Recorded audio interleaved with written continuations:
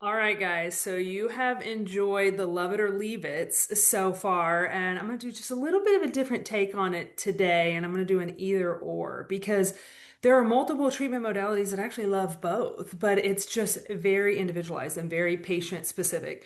And one that I hear all the time is in regards to hormone replacement therapy. Do I like pellets better or creams, pills, injectables? Both. Like it depends on the patient. There's pros and cons to both. So pellets are nice because you can kind of set it and forget it. But at the same time, you've got that incision. You can't really work out for a few days. Sometimes it tapers off towards the end and you've got, a couple good months and then the last month is maybe not as great before you're getting your pellets switched out. Whereas the creams, the pills, injectables, patches, typically an injection or patches once, maybe twice a week.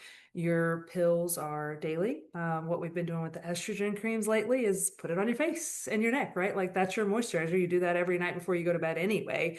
And we can adjust your dose from week to week. It doesn't have to wait until it's wearing off, but you have to deal with it every day or every week. And it's not a set it and forget it like the pellets are. So again, depends on the person. Another one I get all the time is tesamorelin, sermorelin, or CJC with ipamorelin. I personally prefer the CJC with ipamorelin because you get a little bit longer half-life when you combine the growth hormone releasing hormone and the growth hormone releasing peptide. And then also CJC with ipamorelin doesn't mess with cortisol or prolactin levels. So we really want to make sure that we're kind of leaving those alone.